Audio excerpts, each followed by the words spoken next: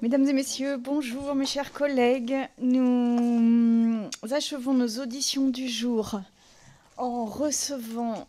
pardon, je suis un peu perturbée. Nous achevons nos auditions de ce jour en recevant les représentants des chaînes de radio privées. J'accueille Monsieur Gaël Sanquer, président de Énergie, Madame Caroline Vasseur, directrice des ressources humaines de Énergie Group. Bonjour à vous deux. Monsieur Frédéric Antelme, directeur délégué de Radio Nova, et Madame Rosen Kahl, directrice juridique du groupe Combat. Bonjour.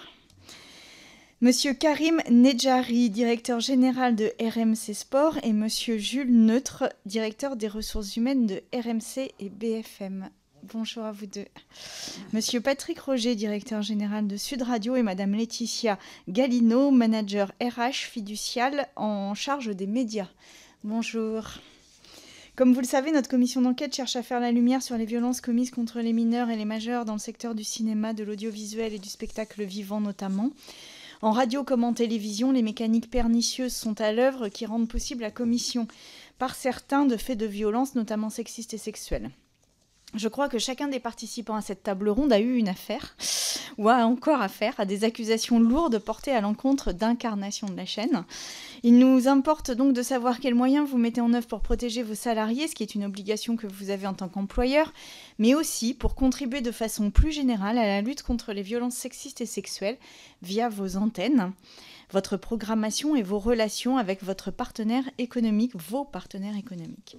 Il me semble qu'en tant que titulaire d'une autorisation d'émettre sur les fréquences hertziennes appartenant au domaine public, vous avez une responsabilité particulière en la matière. Mais je suis sûre que vous en avez évidemment conscience. Je rappelle que cette audition est ouverte à la presse et qu'elle est retransmise en direct sur le site de l'Assemblée nationale. Avant de vous laisser la parole et d'entamer nos échanges pendant environ 1h30, je vous rappelle que l'article 6 de l'ordonnance du 17 novembre 1958 relative au fonctionnement des assemblées parlementaires impose aux personnes entendues par une commission d'enquête de prêter serment, de dire la vérité, toute la vérité et rien que la vérité. Je vous invite donc, et selon un processus qui n'est pas habituel pour vous, à allumer votre micro, à lever la main droite, à dire « je le jure » et à fermer votre micro pour que la personne d'à côté puisse le faire. Je vous remercie. Je le jure. Je le jure. Je le jure. Je le jure. Je le jure. Je le jure. Je rappelle, ça n'a marché que trois micros. Je rappelle que ici les micros sont faits pour le monde politique et non pas pour les médias, de sorte qu'ils ne peuvent pas fonctionner à deux en même temps pour apaiser les débats. Vous constaterez tous les jours que ça fonctionne à merveille cette affaire, mais c'est comme ça que ça fonctionne. Est-ce que vous pourriez du coup éteindre tous vos micros ? Voilà, merci. Super, donc je vous laisse peut-être la parole pour un propos liminaire si vous le souhaitez, et ensuite on enchaînera avec les questions avec monsieur le rapporteur. Erwan Balanan, qui veut commencer ? Allez, monsieur Sanquer. Madame la Présidente, Mesdames et Messieurs les membres de la Commission, je vous remercie de m'accueillir aujourd'hui aux côtés de nos confrères dans le cadre de cette table ronde consacrée aux radios privées. La lutte contre les violences, en particulier la lutte contre les violences sexistes et sexuelles, est un sujet qui interpelle tant notre responsabilité individuelle que collective en tant qu'entreprise et en tant qu'éditeur de médias. Je représente la radio Énergie, dont je suis le président, aux côtés de Madame Caroline Vasseur, directrice des ressources humaines du groupe Énergie. Énergie fait partie du groupe Énergie, groupe multimédia, qui en radio édite également les réseaux radiophoniques Nostalgie, Chérie FM et Rire et Chanson. En quelques mots, Énergie est une radio musicale de dimension nationale, avec également des antennes locales qui diffusent pour une partie du temps des programmes locaux spécifiques à la zone dans laquelle elles émettent. Les radios du groupe Énergie sont des radios du groupe musical, des radios musicales et de divertissement. Pour autant, Énergie et ses antennes locales diffusent également des flashs d'information. D'une manière générale, sur l'ensemble de nos antennes, et bien évidemment sur Énergie, nous avons à cœur de partager les valeurs qui sont celles de notre groupe et qui sont des valeurs résolument positives de cohésion et de partage. Dans le cadre de l'ensemble de nos programmes, nous nous efforçons de partager ces valeurs et de sensibiliser le public aux enjeux de cohésion sociale et d'égalité, en particulier l'égalité homme-femme. Consciente de notre influence, nous avons en effet à cœur de promouvoir les valeurs de non-discrimination, d'égalité, de lutte contre toutes les formes de violence, et notamment sexuelles et sexistes. En conformité avec la délibération de l'ARCOM, entrée en vigueur le 1er mars 2015 sur l'égalité entre les femmes et les hommes, nous utilisons aussi régulièrement nos antennes comme plateforme pour sensibiliser le public à la lutte contre les préjugés sexistes et les violences faites aux femmes. Nous relayons les événements importants sur cette thématique et diffusons à cette occasion ces programmes particuliers consacrés à ces sujets, notamment au travers de nos flashs d'information tout au long de l'année. Éditeurs, nous sommes aussi employeurs et à ce titre, Énergie s'est engagée depuis plusieurs années dans des démarches visant à assurer un environnement de travail respectueux et inclusif. En premier lieu, nous sommes convaincus qu'une égalité réelle entre les hommes et les femmes permet de lutter contre les violences sexistes. Aussi, nous nous attachons une grande importance à l'égalité homme-femme et à la place de ces dernières qui sont dans le groupe Énergie intégrées jusqu'au plus haut niveau de sa gouvernance. Chaque année, l'index égalité femmes-hommes est également calculé et il était de 94 pour l'année 2023. L'engagement du groupe Énergie s'est matérialisé entre autres par la signature de la charte pour les femmes dans les médias dès 2019 en collaboration avec le ministère de la Culture et d'autres acteurs du secteur et par des accords collectifs centrés sur la prévention des violences sexistes et sexuelles. Par ailleurs, la promotion de l'égalité, la lutte contre les discriminations, contre toutes les formes de harcèlement et de violence est au cœur de notre politique de ressources humaines que je laisserai Caroline Vasseur, directrice des ressources humaines du groupe, vous présenter. Nous avons en particulier mis en place depuis plusieurs années des dispositifs de prévention et d'alerte.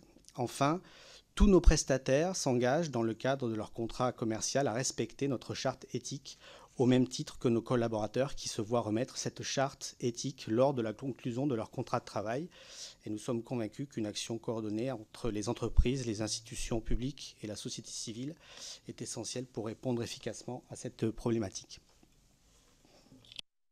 Madame la Présidente, Mesdames et Messieurs les membres de la Commission, merci de me donner l'opportunité de présenter les actions que Énergie, au sein du groupe Énergie, a pu mettre en place dans le cadre de sa politique RH pour lutter contre les violences psychologiques et sexuelles. En tant que média d'envergure nationale et qui s'adresse au plus grand nombre, comme l'a dit Gaëlle, nous avons pleinement conscience de notre responsabilité, non seulement envers nos collaborateurs, mais également envers l'ensemble de nos auditeurs. Notre engagement s'articule autour de plusieurs axes concrets que je développerai au fur et à mesure des questions que vous pourrez être amenés à nous poser, bien évidemment. Donc, en premier lieu, le dialogue social est un levier important de mise en œuvre des politiques de lutte contre les violences au travail. Nous négocions ainsi régulièrement des accords collectifs sur l'égalité professionnelle entre les femmes et les hommes, notamment, et la qualité de vie au travail. Le dernier accord a été conclu en 2022, il est toujours en vigueur et comprend des dispositions spécifiques concernant les violences sexistes et sexuelles, la lutte contre les discriminations et le harcèlement. Je pourrais vous présenter en détail ces éléments lors de cette table ronde. Nous avons également mis en place plusieurs outils accessibles à tous les collaborateurs pour signaler les comportements inappropriés, et notamment une ligne d'écoute confidentielle, des référents harcèlement sexuel et un dispositif d'alerte professionnelle conformément à la loi Sapin 2. Nous sommes également convaincus que la formation des collaborateurs, et en particulier des managers, contribue à prévenir toutes les formes de violence et de harcèlement. Plusieurs modules, notamment de formation et de sensibilisation, ont ainsi été mis en place. De plus, conscient de ces enjeux, Énergie a lancé en 2022 son programme Women at Energy Group, qui a pour objectif de favoriser l'empowerment au féminin, de développer les talents féminins et de favoriser une plus grande féminisation des métiers dits techniques. Ainsi, lors de plusieurs sessions par an, nos collaborateurs et collaboratrices sont invités à participer ou même à assister à l'interview de femmes ayant un rôle prépondérant dans le monde des médias. Notre engagement sur le sujet est donc entier, tant vis-à-vis de nos collaborateurs, de nos prestataires que de nos éditeurs. Nous avons à cœur de poursuivre nos progrès dans cette lutte contre les violences et harcèlements, et nous considérons ceci comme un réel enjeu pour notre société et sommes à votre disposition pour répondre à vos questions. Je pensais que vous alliez le faire spontanément, c'est pour ça, excusez-moi. Merci beaucoup. Monsieur Antelme. Donc, bonjour, Madame la Présidente, Mesdames, Messieurs les membres de la Commission. Je suis ici pour représenter Radio Nova, qui est donc une radio iconique du paysage médiatique français, née en 1980 dans l'esprit visionnaire de son fondateur Jean-François Bizot. Radio Nova est une radio qui fait la part belle à la découverte musicale, à l'émergence de nouveaux courants et de nouveaux talents. Et nombreux sont les journalistes et les humoristes qui sont passés par cette radio mythique. la vision du fondateur de Radio Nova était centrée autour de la liberté d'expression et l'exposition de musique et de courants de pensée qui n'étaient pas exposés dans les médias traditionnels vieillissants ou dans les autres médias naissants plus commerciaux. Radio Nova était la première à diffuser du rap en France. On avait été également les premiers pionniers dans la musique électronique ou encore la world music, qui font partie de l'ADN de la radio depuis sa création. Donc, depuis plus de 40 ans, Radio Nova reste une radio qui diffuse un mix assez unique et singulier dans le paysage médiatique français. On propose aussi en parallèle de la musique, des émissions parlées, donc la matinale de Radio Nova, Tu as vu l'heure, une émission d'accueil culture et musique, Le Score, le soir, une émission de musique alternative Nova Club qui expose là toujours toutes les musiques qui sortent et dans toute leur diversité, et une émission d'humour et de société le dimanche à 18h qui s'appelle La Dernière. Nous diffusons également des flashs d'information le matin qui nous permettent de traiter aussi de sujets de société ainsi que des petites capsules où on revient tous les jours sur l'actualité, on va dire, de la société et des mouvements culturels qui s'y passent. Aujourd'hui, Radio Nova a à peu près à 31 fréquences, bientôt 32 avec une nouvelle fréquence à Toulouse l'année prochaine, réunit 564 000 auditeurs et réalise aujourd'hui à peu près 2 millions d'écoutes en digital tous les mois. Nous sommes une petite radio avec une dizaine de personnes en CDI et nous réalisons un chiffre d'affaires de 4 millions d'euros par an. Et du coup, je prends la main, Madame Cala. Alors sur Radio Nova, donc on n'est pas une grosse structure.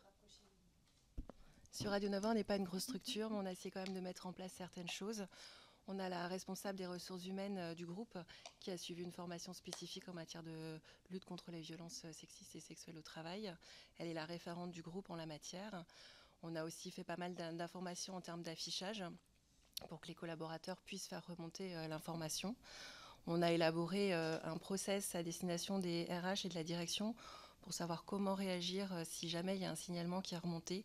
Donc avec toute une procédure, comment recueillir la parole, comment mener des entretiens, comment gérer la relation de travail pendant l'enquête, que faire une fois que l'enquête est finie. Voilà à peu près les mesures qu'on a mis en place. Merci. Allez-y.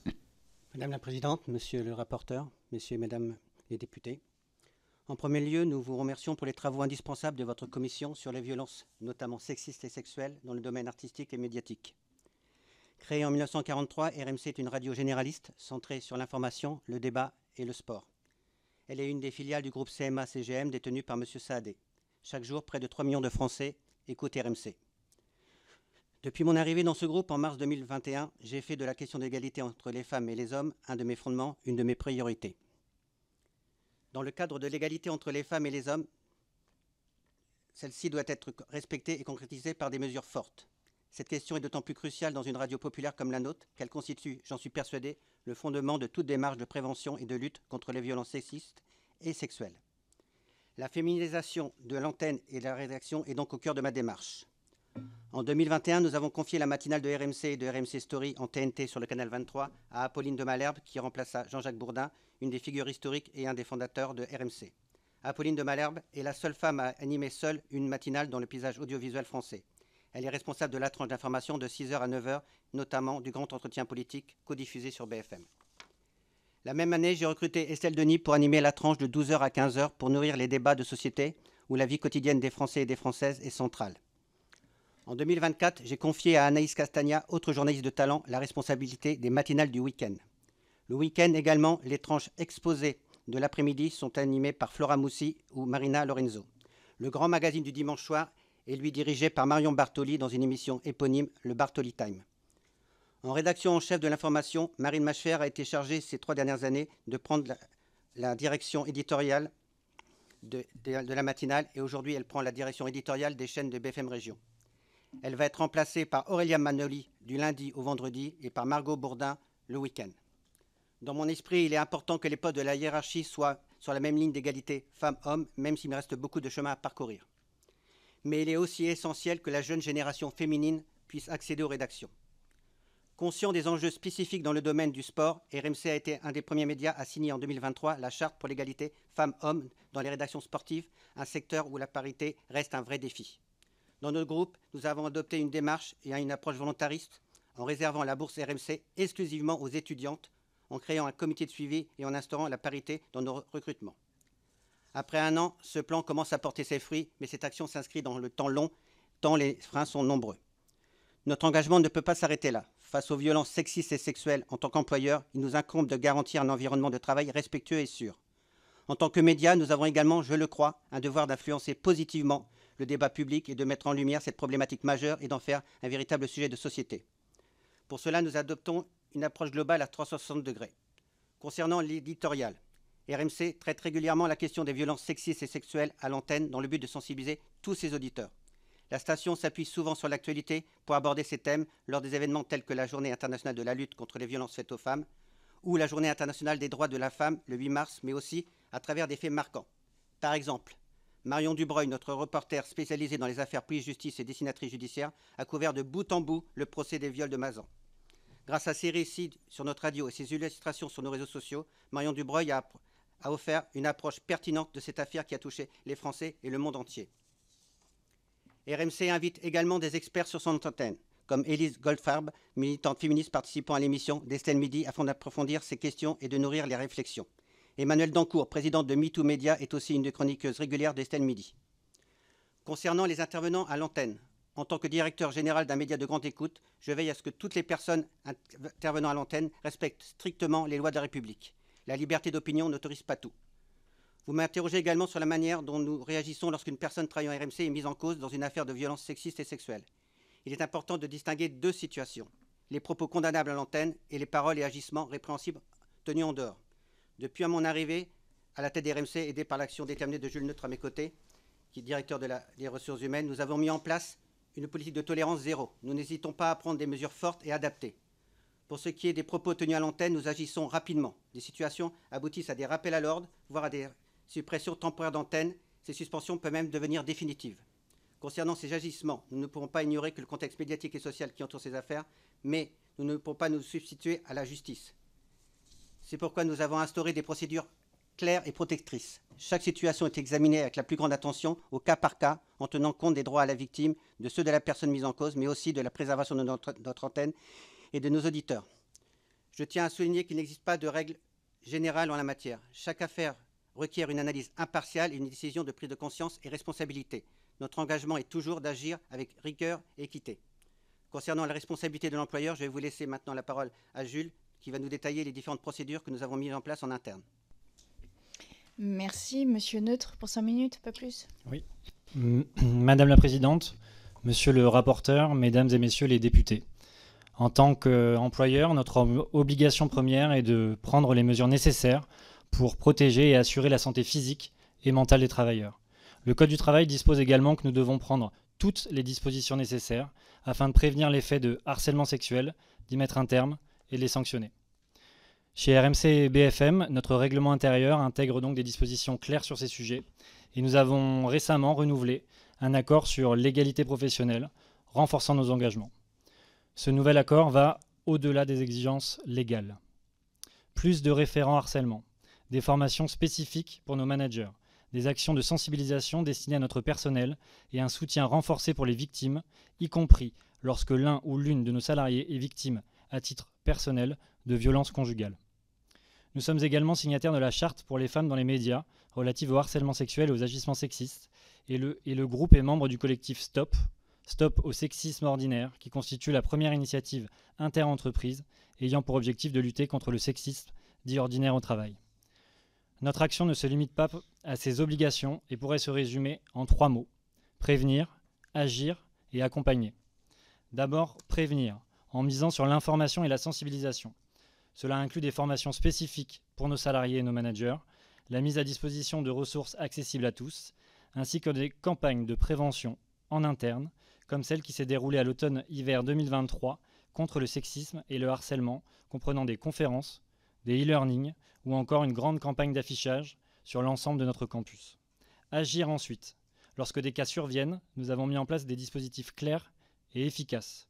Plusieurs moyens et canaux permettent à nos salariés de signaler toute forme de violence, et notamment les faits d'agissements sexistes et de harcèlement. Ils peuvent s'adresser à leur manager, aux ressources humaines, au référent harcèlement ou via une plateforme d'alerte garantissant l'anonymat le plus total. Chaque signalement est traité rapidement et avec le plus grand sérieux. Une enquête interne, avec l'aide ou non d'un prestataire externe, est immédiatement diligentée et la direction générale est amenée à prendre par la suite des mesures fortes sur la base de ces conclusions. Accompagner enfin, parce que ces situations ont des impacts profonds, nous avons développé des dispositifs d'aide concrets pour soutenir nos collaborateurs. Une hotline est accessible 24 heures sur 24, 7 jours sur 7. Des permanences psychologiques sont organisées sur site chaque semaine et des accompagnements individuels en cabinet extérieur peuvent être proposés. Un comité de vigilance assure par ailleurs un suivi rigoureux des situations. En conclusion, en tant qu'employeur, nous avons une responsabilité essentielle, prévenir les risques, agir avec fermeté et accompagner ceux qui en ont besoin. Merci, Monsieur Roger. Madame la Présidente, Monsieur le rapporteur, Mesdames et Messieurs, donc Sud Radio est une radio de catégorie E qui est donc à une convention avec l'ARCOM et qui respecte tout ce qui vient d'être dit en fait tout à l'heure. À Sud Radio, nous mettons la bienveillance au cœur de nos relations humaines dans une structure à taille humaine qui est assez petite. Sud Radio est une petite qui a tout d'une grande, mais elle reste très petite en termes d'effectifs. Un mot quand même sur ce que nous développons à l'antenne. Nous voulons être une radio de proximité.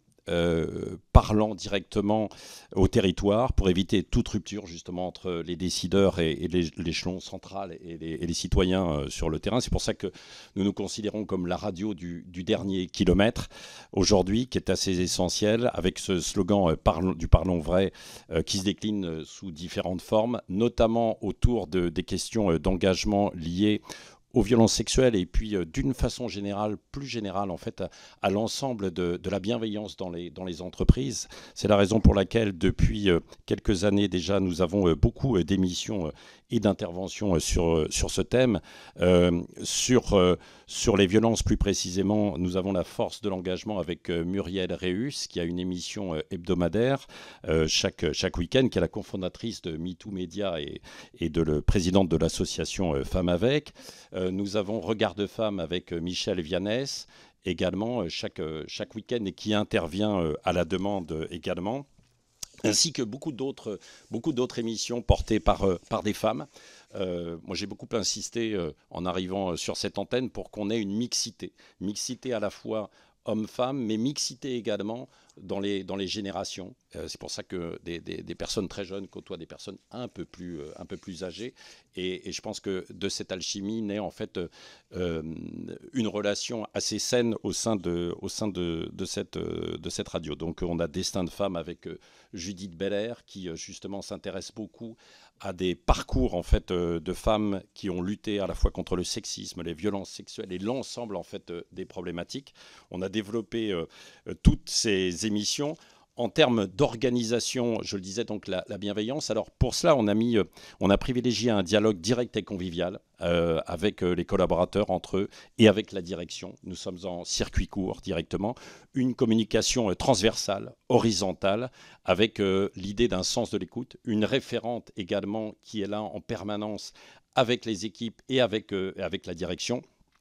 Même si la direction a la porte ouverte en permanence.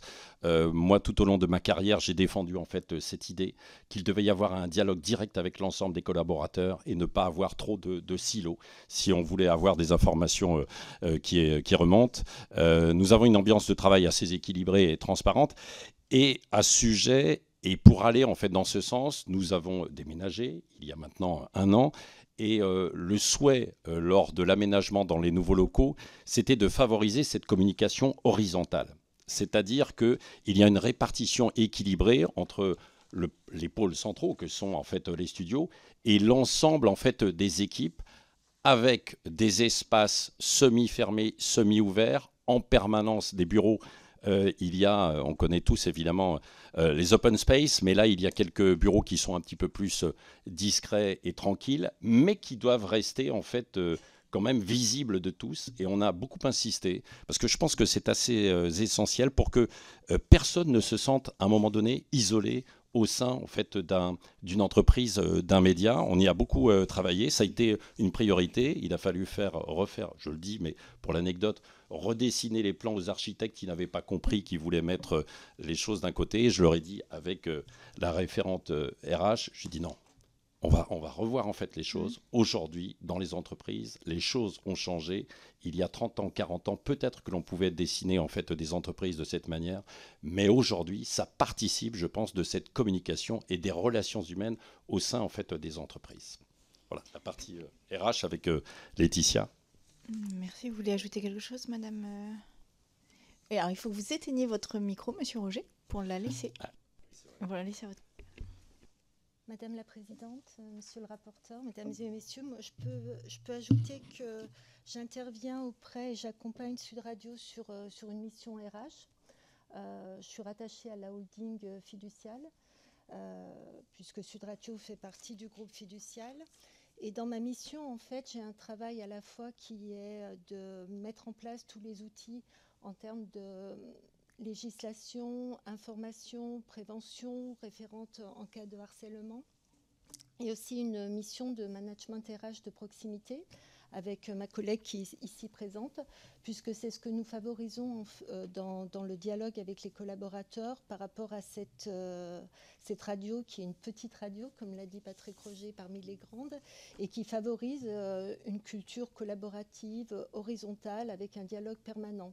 Donc au-delà des textes et de tout ce que mes collègues ont dit par rapport à ce que l'on peut mettre en place sur l'information sur les textes, sur le document unique d'évaluation des risques que nous avons fait pour évaluer les situations à risque et mettre en place un travail préventif sur l'ensemble de ces éléments-là. Il y a aussi pour moi, et j'ai un peu d'émotion à le dire, ce rapport que l'on a dans le quotidien avec les collaborateurs qui peuvent vous appeler, qu'ils vous connaissent, qu'on leur serre la main et qu'on puisse identifier des personnes qui sont dans la difficulté. Parce que c'est en connaissant les gens, c'est en les rencontrant qu'on peut parfois se dire il y a quelque chose qui se passe. Et je suis particulièrement sensible à tout ça. Je vous remercie beaucoup tous et toutes pour ces propos liminaires. Là, nous allons passer aux questions. Est-ce que tu veux commencer? Donc, Erwan Balanant, rapporteur de cette commission. Oui, vous avez décrit en partie un certain nombre des questions que j'avais à vous poser. Juste, vos salariés, ils sont dans quel accord collectif la radio? C'est parce qu'on a vu vous êtes les premiers sur radio, donc première radio.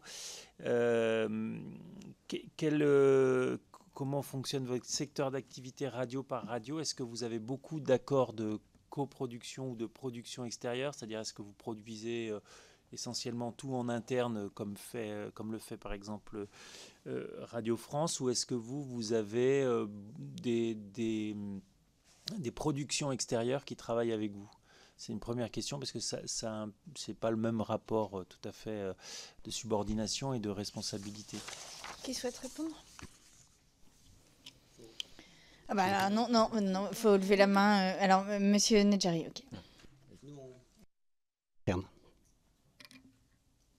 Oui, pareil, chez Radio Nova, toutes les productions sont internes.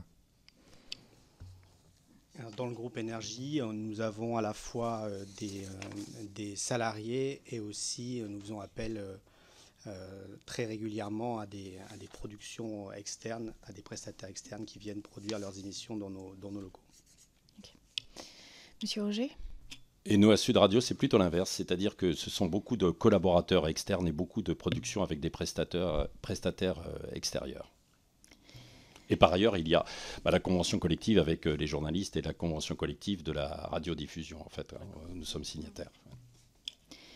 Bon, on va commencer un peu à aller dans le dur. Alors, je vais commencer par Radio Nova. Voilà, c'est comme ça. Donc, vous avez, en mars 2019, il y avait l'animateur Yacine Bellatar qui a été mis en examen pour menace de mort et harcèlement moral dans le cadre professionnel, ce qui a conduit la radio à le mettre en retrait de l'antenne le 29 mars 2019. Cependant, il a été réintégré dès le 23 avril 2019, donc en fait, il y a eu à peine un mois de mise à l'écart. Pourriez-vous expliquer les raisons qui ont motivé sa mise en retrait, puis sa réintégration à l'antenne? Et en septembre 2023, je rappelle qu'il a été condamné à 4 mois de prison avec sursis pour des menaces de mort visant des personnalités du monde du spectacle. Donc depuis, comment vous faites? Et est-ce que vous avez utilisé cette affaire pour mettre en place des dispositifs à l'intérieur de votre structure? Alors, pour ce cas particulier, j'ai pas forcément d'informations sur ce qui s'est passé à l'époque, parce que comme Frédéric et moi, nous sommes arrivés récemment. Effectivement, il a été mis en retrait pendant un certain temps, mais ça ne concernait pas forcément des faits qui avaient eu lieu chez Radio Nova. Je sais que ça a donné lieu à un échange avec les salariés. Il y a eu une réunion qui a été faite avec l'ensemble des collaborateurs sur ce point, et lors de laquelle il a été rappelé à l'ensemble des collaborateurs l'attachement de la société à ce que chaque salarié puisse se sentir libre de faire remonter tout manquement ou tout fait inconfortable entre salariés ou avec la direction. Voilà, c'est sur ce qui a été fait à l'époque, c'est tout ce que je peux vous dire. Monsieur Antelme ? Pas beaucoup à ajouter, parce qu'effectivement, on n'était pas allé à l'époque et on était parti sur des faits plus récents. Mais effectivement, ce que disait Rosen, c'est que ça a été suivi de manière très précise, et on a pu échanger et par la suite mettre en place un certain nombre de choses. Mais je ne sais pas beaucoup plus. Désolé. Oui. Pour ajouter, il y avait eu, moi j'ai retrouvé un procès-verbal de réunion de délégués du personnel où ce sujet avait été évoqué, parce que les délégués du personnel en avaient parlé. Et aussi à cette occasion, il avait été rappelé l'importance de signaler tout fait. Okay. Alors justement, il y a d'autres faits qui sont rapportés par la presse, par Mediapart en 2024 sur Édouard Baird. Donc il y a 3 femmes, une hôtesse d'accueil, une stagiaire, une journaliste qui ont travaillé à Radio Nova et qui ont témoigné de faits de harcèlement de la part de cet animateur. Qu'est-ce que vous avez fait dans ce cas-là, puisque là il est plus récent, il date d'il y a un an, oui. Même pas. Qu'est-ce que vous avez fait dans ce cas-là et quel dispositif avez-vous mis en place? Alors d'abord, je pense qu'on peut repréciser que effectivement les faits datent d'il y a plus longtemps que l'article dont vous parlez. Effectivement, donc en fait au cours des 5 dernières années, à cette époque-là, il n'y avait eu aucun signalement qui avait été remonté en interne, ni à la direction, ni à la RH. On a remonté tous les ordres du jour des CSE de Radio Nova des 10 dernières années, et on n'a pas trouvé de traces de sollicitation auprès des RH, ni de manière formelle ou informelle. En revanche, effectivement, nous avons appris donc en mai dernier par voie de presse, c'était une enquête effectivement conjointe par les journalistes de Mediapart et de Chic appartenant au groupe Combat, dont nous faisons également partie. Mais ça n'empêche que nous, effectivement, on l'a appris par voie de presse, qu'effectivement, il y a plus de 6 ans, un ancien collaborateur de Radio Nova aurait pu avoir des comportements répréhensibles à l'encontre des collaboratrices de Radio Nova. Donc, ces agissements auraient été susceptibles d'avoir été signalés à la direction et à la RH à l'époque, mais comme je vous le disais, en fait, nous, on n'en trouve pas trace. Alors, en plus, on n'a jamais vraiment su s'il y avait eu un dépôt de plainte. L'article cité nous dit que non, donc on en prend acte. Mais d'après les informations que j'ai, la journaliste du groupe Combat qui a écrit l'article n'a jamais révélé ses sources, et par conséquent la direction actuelle, en l'occurrence moi et d'autres, ne sait pas qui étaient les personnes visées. On n'a jamais vraiment pu savoir ça. Donc ça, c'est les faits. Après, ça n'empêche qu'effectivement il y a eu un certain nombre de mesures qui ont été prises dans la radio. Oui, donc les mesures qui ont été prises en amont, parce que moi je suis arrivée en fin 2021, et notamment la responsable RH qui est arrivée en même temps que moi a suivi la formation et la référente, mais ça n'a pas de rapport avec cette affaire en fait. On avait essayé de mettre en place des choses sur le sujet, mais voilà, qui n'étaient pas liées à un signalement particulier, parce que sur les 5 dernières années, nous on n'a eu aucun signalement sur ce sujet. Ok, monsieur le rapporteur. Moi, c'est une question pour Énergie sur un chanteur qui a gagné un prix d'une émission de TF1 et il y a eu un certain nombre de plaintes. il a remporté le prix de l'artiste masculin francophone. Et vous étiez, tout le monde était, enfin, il y avait déjà une mise au courant de plaintes pour harcèlement sexuel qui avait été déposée par un technicien lors les faits se sont déroulés lors d'une de ces tournées. Vous avez maintenu la décision de lui rendre son prix dans l'émission de remise des prix du Energy Music Awards. Est-ce que vous étiez déjà au courant des faits? Je crois que temporellement oui. Et pourquoi avez-vous pris la décision de garder cet artiste à l'antenne dans cette émission? Monsieur Sanker, et si tu peux fermer ton micro, merci. Alors c'est un sujet compliqué. Ce sont des décisions qui sont difficiles à prendre. Les artistes diffusés sur nos antennes ne sont pas nos collaborateurs, ne sont pas présents dans nos locaux, nous n'avons pas de lien contractuel avec eux.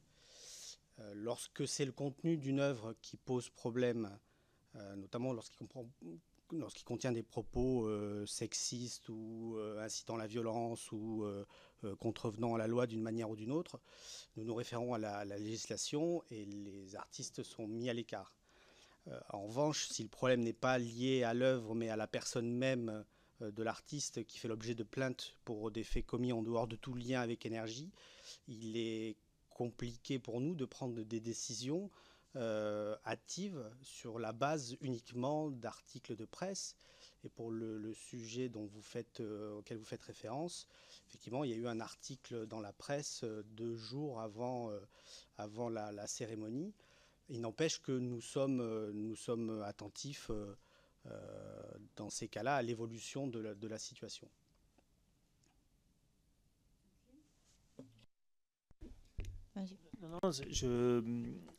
La question, on sait que ça peut arriver. Est-ce que il faut aller très vite dans ces moments-là? Vous l'avez dit, c'est 2 jours avant sur des accusations. Parfois, il y a des accusations sans même dépôt de plainte.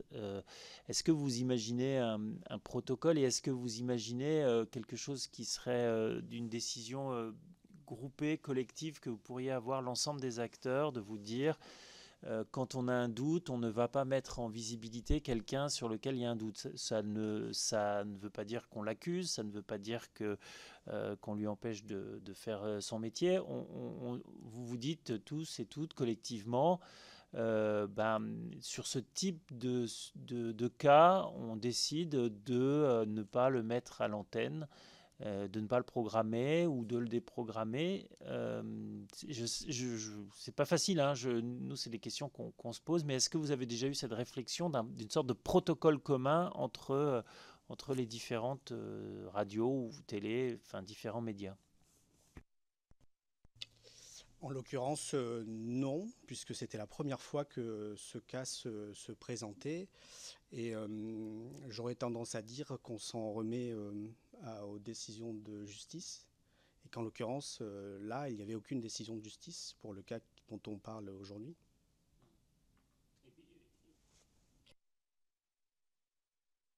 Là, en plus, pour que ça soit bien clair, il n'y a aucune relation contractuelle. C'est que vous remettez un prix. Et donc, c'est plutôt complexe. Mais on sait, puisqu'on a fait l'audition des Molières, où ils se sont dit que s'ils avaient un doute ou sur certaines affaires, les personnes qui seraient nominées, si j'ai bien compris, ne monteraient pas sur scène. C'est ce qu'ils ont décidé. Est-ce que vous auriez pu imaginer, et la décision est compliquée dans un monde de spectacle et dans un monde qui est aussi un monde d'affaires, de se dire qu'il aurait pu recevoir ce prix, parce que je ne sais pas comment est nommé ce prix, je crois que c'est un prix avec du public en plus, voilà. Donc, mais sauf que vous décidiez de pas le mettre en visibilité, juste de prendre acte qu'il a gagné ce prix. Encore une fois, sans décision de justice, c'est une décision très compliquée à prendre. Censurer un artiste sur la base uniquement d'articles de presse, c'est une décision très compliquée à prendre. Après, là, dans le cadre de cet artiste, c'était quand même sur des techniciens et techniciennes, donc c'est ça qui est difficile, puisque du coup, ça concerne le collectif de travail qui organise la remise des prix. Moi, je voudrais revenir sur deux affaires pour énergie où vous avez géré les choses de manière très différente et j'aimerais comprendre pourquoi et comment vous avez géré ces choses différemment. D'un côté, l'animateur Sébastien Coé qui est retiré de l'antenne suite à des accusations de viol. Donc là, vous avez retiré de l'antenne. Les accusations de viol, a priori, portaient plutôt sur la sphère en dehors du travail, à ma connaissance. Et il vous a demandé d'ailleurs une indemnisation pour avoir perdu cette antenne et vous avez gagné lors du procès en appel à la Cour de Paris. Bon. Donc ça, retrait de l'antenne, c'est clair, vous le licenciez d'une certaine manière et il demande des dommages et intérêts, la justice est de votre côté, il n'y a pas tellement d'ambiguïté. En 2024, Libération révèle comment la direction de Énergie a été plus conciliante sur les comportements manifestement de l'animateur Manu Lévy. Alors là, c'est des anciens salariés qui témoignent de l'impunité, donc je cite les termes, laissés par la direction du groupe. Suite à cette affaire, avez-vous revu votre politique de prévention et de traitement des VHS? Parce que là, en fait, là, c'est sur le lieu de travail, c'est un animateur. Donc, et vous l'avez laissé à l'antenne. Donc, en fait, d'un côté, il y a Coé que vous sortez de l'antenne. Là, vous ne le sortez pas. Est-ce que vous pouvez nous expliquer ce qui a motivé ces deux décisions ? Alors, effectivement, nous avons eu à faire face à deux affaires radicalement différentes. Au cours des 5 dernières années, il y a eu effectivement, sur l'antenne énergie, une seule alerte qui concernait des salariés, qui concernait la matinale d'énergie. Dans le détail, les faits et situations remontées par un représentant du personnel en juin 2023 concernaient la saison 2022-2023 uniquement sur l'émission de la matinale, sur une situation présentée comme pouvant s'apparenter à du harcèlement moral. Ils ont fait l'objet d'un traitement selon les procédures internes de l'entreprise. Ainsi, lorsque nous avons eu connaissance de l'alerte en juin 2023, une enquête interne a été organisée conjointement avec le CSE et s'est déroulée donc sur le mois de juin 2023. Finalement, le rapport et les conclusions qui ont découlé ont été considérés comme inexploitables par le CSE lui-même, après la découverte de faits contraires à l'éthique.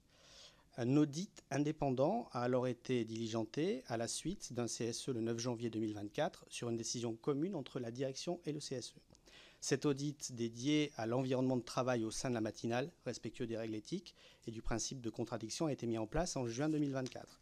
L'ensemble des salariés et prestataires ayant participé aux saisons 2022-2023 et 2023-2024, soit 21 personnes, ont été invitées à participer à cet audit.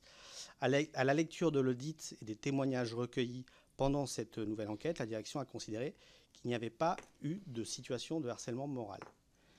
Nous avons ainsi affaire dans ce dossier à une situation de mésentente qui a surgi au sein de l'équipe de l'émission après 13 ans d'antenne sans incident particulier. Nous n'avons par ailleurs eu aucune autre alerte ni aucun autre incident depuis 2023 et l'audit réalisé sur la matinale en juin 2024 a fait ressortir que les collaborateurs travaillaient sur la saison 2023-2024, exerçaient leurs fonctions dans un climat professionnel exigeant mais serein selon leur propre dire.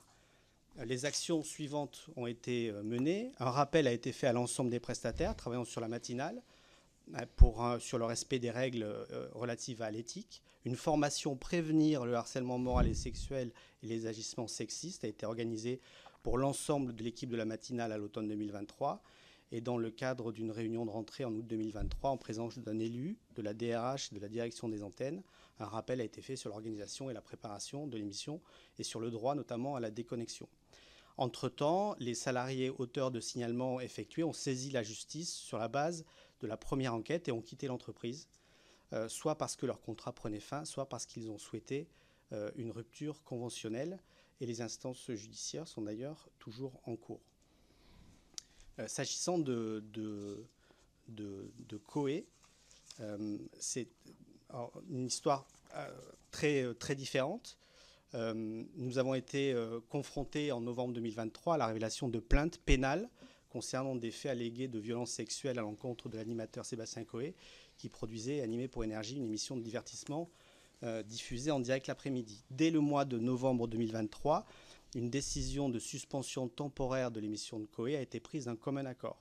Cette décision était guidée par la nécessité de garantir la sérénité qui devrait prévaloir face à des démarches judiciaires, en l'occurrence des plaintes portant sur des accusations graves à l'encontre de Sébastien Coé, qui lui-même les contestait publiquement, le tout avec un retentissement médiatique et une émotion considérable. Il convient de préciser que cette émission diffusée dans nos studios était produite par la société de Sébastien Coé avec ses propres équipes dans le cadre d'un contrat de prestation de services. Nous avons, dès le mois de novembre 2023, fait réaliser une enquête par un expert extérieur afin de nous assurer qu'aucun salarié du groupe n'avait fait l'objet de comportements déplacés. Aucun signalement n'a été porté à notre connaissance à cette occasion. Et comme vous l'avez dit, le tribunal de commerce de Paris a jugé le 7 mai 2024 que le contrat qui unissait Énergie à la société de production de Coé était devenu bien caduc en raison de la disparition de plusieurs de ces éléments essentiels. Et cette décision a été confirmée par la Cour d'appel de Paris le 15 novembre 2024. Okay. Donc dans le cas, nous avions affaire avec Coé à des plaintes pénales multiples sur des faits graves. Dans le deuxième cas, nous avions affaire, après 13 ans d'antenne, sans incident particulier, à une situation née d'une mésentente au sein de l'équipe de l'émission. Est-ce que vous pourriez me préciser si Énergie a bien été condamnée par le Conseil des prud'hommes de Paris à verser 310 000 € à d'anciens co-animateurs de la matinale pour des faits de harcèlement moral? Non. Les faits de harcèlement moral... c'est quoi cette condamnation? Alors, c'est... Oui, si tu as les éléments. Je vais intervenir sur cette partie-là, effectivement. Donc, pour vous préciser et être vraiment concis sur les audiences qui ont eu lieu devant le Conseil des prud'hommes sur ces dossiers-là, il y avait 5 affaires qui étaient soumises au Conseil des prud'hommes. Et le Conseil des prud'hommes, sur ces 5 affaires, a débouté une des collaboratrices. Sur la deuxième affaire, c'était une contestation d'avertissement pour lequel le Conseil des prud'hommes a donné droit aux collaborateurs. Nous avons fait appel de cette décision. Donc, il nous reste 3 affaires. Effectivement, ça concerne 3 collaborateurs, ou ex-collaborateurs plutôt, de la matinale. Et ça relate les faits que Gaël vous a précisé tout à l'heure, pour lesquels nous avons fait une enquête en juin 23 et un audit en juin 24. Et le Conseil des prud'hommes a conclu à l'absence de harcèlement moral dans ces 3 affaires. Sur le harcèlement moral, nous avons été condamnés pour 2 de ces affaires-là sur la requalification de CDDU en CDI. Donc, qui emporte, effectivement, c'est pour ça que, attention, effectivement, à l'article de presse, nous n'y avons pas répondu parce que ce n'est pas notre objet, mais sur 2 de ces affaires, nous avons été condamnés sur des faits indemnitaires, requalification, rappel de salaire, etc. Et également, et pour être plus précis, sur des faits indemnitaires liés au fait qu'il y avait une mésentente au sein de l'équipe qui avait nécessairement une influence sur les collaborateurs. Mais pour une partie très minime. Sur la 3e affaire, c'est un dossier différent où nous avons fait appel, effectivement, à la lecture du jugement. Nous n'avons pas compris si c'était de harcèlement moral ou pas qui a été emporté à l'encontre d'Énergie, mais en tout cas, nous avons fait appel sur cette affaire-là. Merci. Monsieur le rapporteur.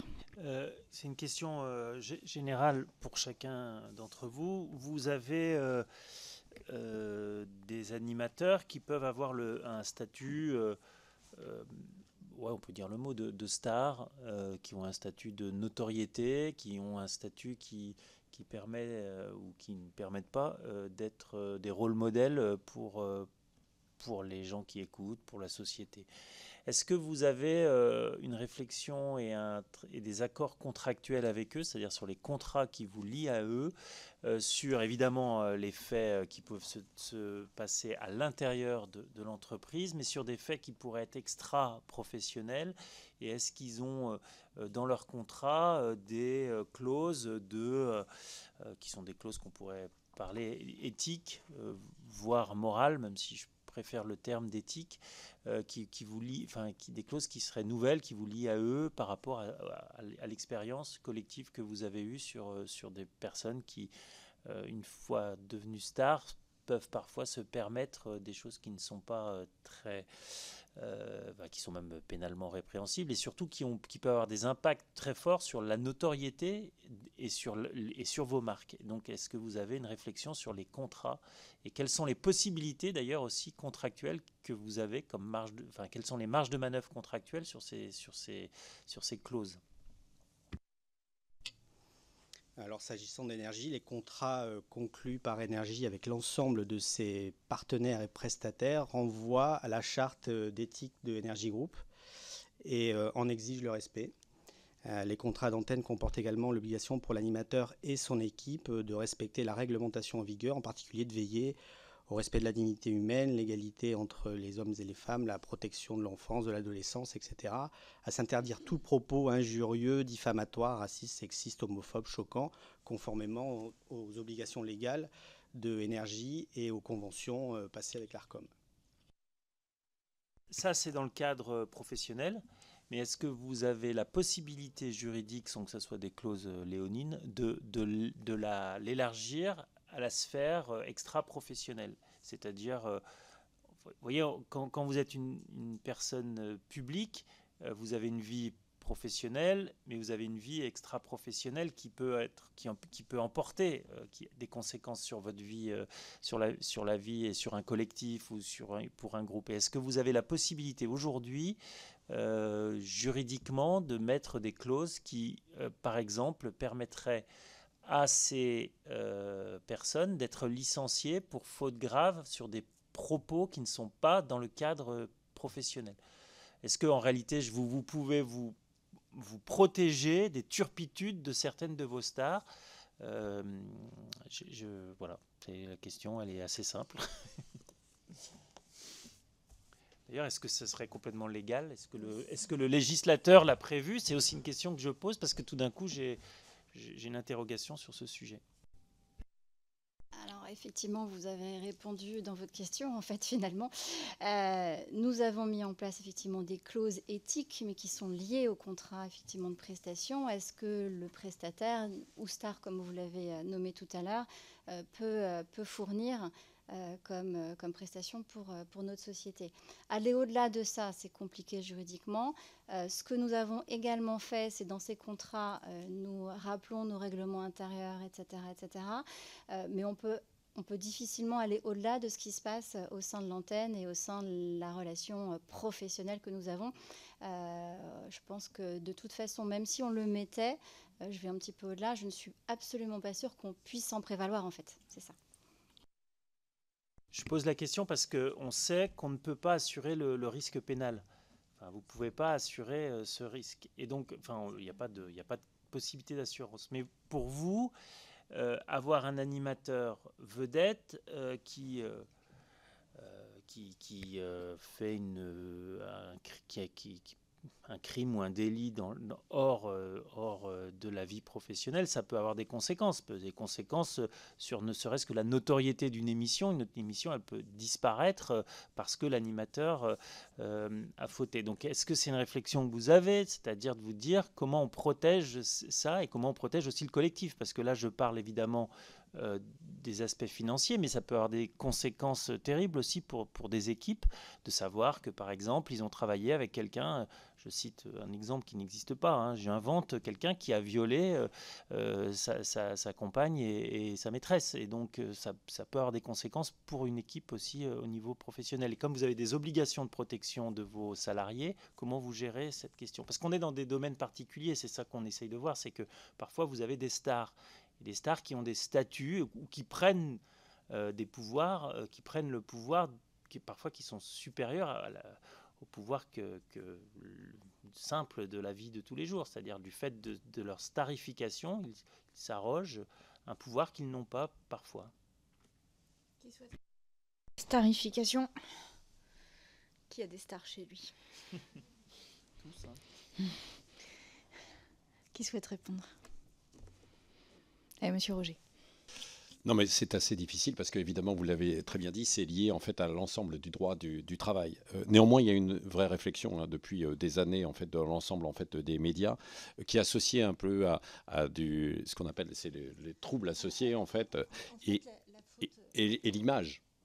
Et l'image, évidemment, est sur le média. Et bien sûr, alors nous, on fonctionne avec des prestataires, donc c'est pas un contrat salarié en tant que tel, bien souvent avec ceux que vous pouvez appeler des stars.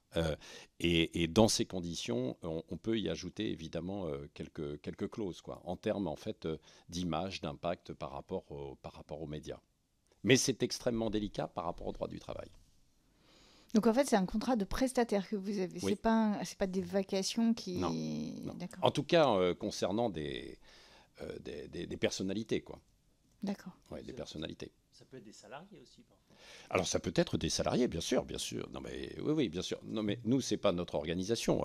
Dans une vie antérieure, que ce soit à France Inter, que ce soit à BFM ou à Europe 1, là où je suis passé, certains étaient salariés, d'autres étaient prestataires. Oui, bien sûr.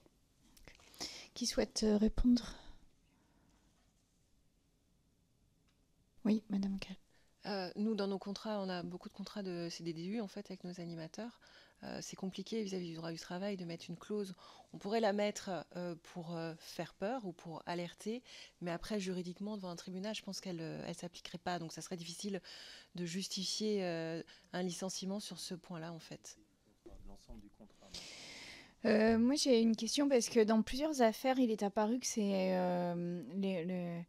les dangers encourus étaient pour le public, en fait. C'est-à-dire des personnes dans le public. C'est le cas, bon, je ne vais pas citer les noms, mais vous les avez tous en tête, de personnes qui venaient admirer ou écouter une émission soit de télé, soit de radio. Et en fait, c'est depuis le public que les faits ont eu lieu. Enfin, c'est pas depuis le public que les faits ont eu lieu. C'est l'animateur vedette repérer quelqu'un dans le public et entamer une relation de discussion la plupart du temps avec cette personne et ça finissait en agression sexuelle. En tous les cas, dans les témoignages qui sont parus dans la presse. Est-ce que vous avez des dispositions particulières? Alors, je ne suis pas sûre que vous ayez tous et toutes des publics présents, mais pour ceux qui en ont, est-ce que vous avez une charte éthique? Est-ce que vous avez quelque chose qui règle ces comportements-là? C'est-à-dire, est-ce que, en fait, de manière très forte, vous interdisez à vos animateurs d'entrer, même en relation, avec les personnes du public, en dehors de juste l'après-émission, comme ça, devant tout le monde, et où là, il n'y a pas tellement de danger, quoi. Alors nous, on a effectivement de manière hebdomadaire une émission en public, en direct de l'Européen. Alors on n'a pas de charte en place. Nous avons un système de service d'ordre. Enfin, on essaye d'organiser le mieux possible l'accueil du public. En revanche, il est très compliqué aujourd'hui pour nous de limiter, en tout cas d'interdire le contact, enfin en tout cas l'échange. Entre des personnalités qui justement incarnent une certaine proximité avec leurs auditeurs, voilà, les gens viennent les voir, il y a quand même un système proche. En revanche, ça mérite réflexion de savoir comment est-ce qu'on peut l'organiser pour éviter toute dérive. Mais effectivement, aujourd'hui, apparaître très vigilant et faire en sorte que toute la partie, on va dire, backstage, en tout cas dans les coulisses, soit le plus fermée possible. En tout cas, aujourd'hui, on n'a pas encore en place de système précis. Oui, j'entends la difficulté, hein. C'est une vraie difficulté, mais comme il y a plusieurs affaires qui traitent de ça, j'imagine que c'est aussi un lieu finalement de mise en danger, de pouvoir assister certaines fois à des émissions. Est-ce que vous avez d'autres éléments de réponse? Non, RMC, il n'y a pas de...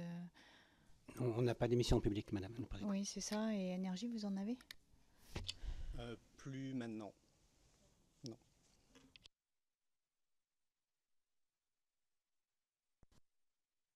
Monsieur le rapporteur. J'ai toujours une question.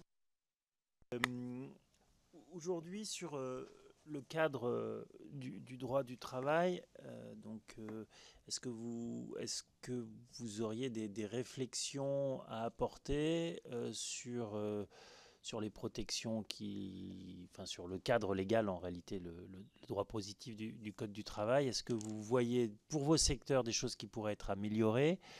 Est-ce que, par exemple, vous trouvez que la nécessité de faire une enquête, est-ce que l'enquête est suffisamment encadrée avec des prérequis qui sont satisfaisants? Parce qu'en réalité, rien n'est cadré. On doit faire une enquête, mais ce n'est pas dit comment, ni pourquoi, ni de quelle manière, ni avec qui.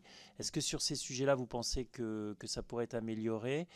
Et d'une manière générale sur le droit et sur les éventuelles améliorations, est-ce que vous voyez des angles morts que l'on pourrait traiter? Alors je vous vois dodeliner de la tête, ça veut peut-être dire qu'il y en a beaucoup et donc on est prêt à... Nous on est là aussi pour ça. l'arsenal législatif est déjà extrêmement élevé en fait. Après, il faut bien évidemment l'appliquer au sein de la société. Je pense que le sujet est plutôt là, et là, le législateur peut difficilement intervenir au sein de l'entreprise. Vous posiez la question des enquêtes. C'est un outil extrêmement intéressant, extrêmement utile. Il faut l'encadrer. Donc le dialogue social avec les IRP est fondamental. Je sais qu'au sein d'Énergie, on l'a encadré depuis 2014 et on l'améliore au fur et à mesure du temps en fait, des enquêtes qui peuvent se faire pour différentes raisons. Puisque tout s'améliore au fur et à mesure. Et avec l'expérience, on sait ce qu'il faut faire et ne pas faire. Les enquêtes, je pense que le principal, l'élément principal, c'est que l'enquête doit être paritaire. C'est-à-dire qu'il doit y avoir et un membre de la direction des ressources humaines, ou plusieurs, et des membres, des représentants du personnel. Ça, c'est l'évidence même. En tout cas, pour que ça fonctionne bien. Et il faut arriver effectivement à l'issue, à avoir un plan d'action et des conclusions qui soient également paritaires. Je pense que la question de la parité de l'enquête est fondamentale. À défaut, l'enquête, de toute façon, sera unilatérale et on aura des difficultés par ailleurs.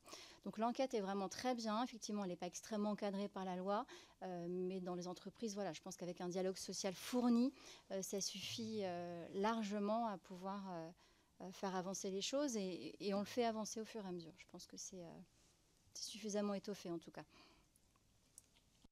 Je peux juste compléter. Oui. C'est vrai que l'enquête interne, c'est pas forcément facile à faire. Je pense qu'il y a un élément sur lequel les entreprises peuvent progresser. C'est ce qu'on a fait, nous, côté RMC. C'est vraiment former les personnes qui sont amenées à mener une enquête interne. Et les accompagner avec toute une documentation qui irait avec. C'est ce qu'on a. Nous, on a un kit de process sur l'enquête interne dédié aux responsables ressources humaines. Après, je partage ce qu'a dit ma consoeur. Évidemment, les enquêtes paritaires, avec les référents notamment élus du CSE, je pense que c'est important. Mais je pense que là où on peut progresser, c'est vraiment l'accompagnement, la formation des RH notamment, qui sont amenés à mener ces enquêtes internes. Ok, est-ce que... Bon, alors je vais poser une question qui je le pose parce que moi je suis à son antenne demain matin, donc ça ne... La vie. Tu veux que je la pose ? Bonjour. Non, je vais la poser. Donc alors, est-ce que c'était une enquête interne ? Est-ce que vous avez procédé à une enquête interne avant l'éviction de Jean-Jacques Bourdin de l'antenne de RMC ?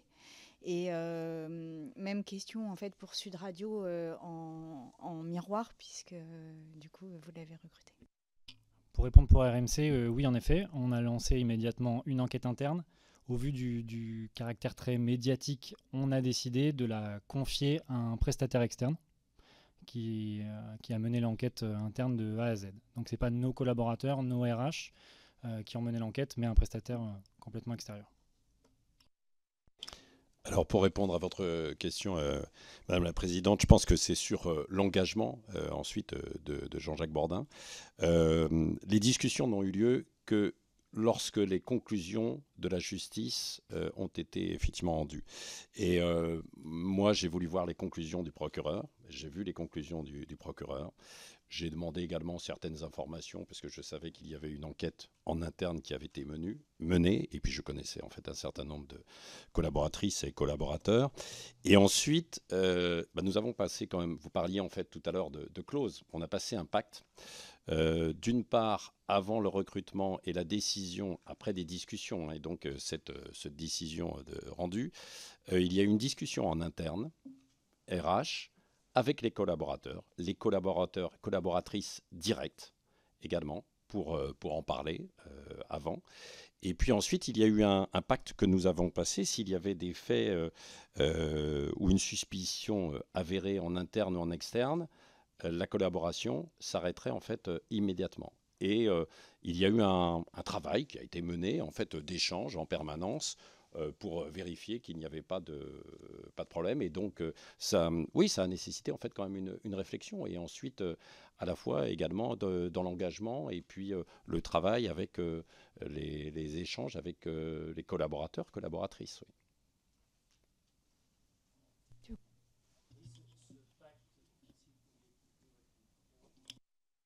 Ce pacte dont vous nous parlez, il a aucun fondement juridique. C'est un pacte de gré à gré, une discussion, j'allais dire entre hommes, c'est peut-être pas très à propos, mais entre des personnes qui décident non pas de contractualiser, mais de poser des conditions.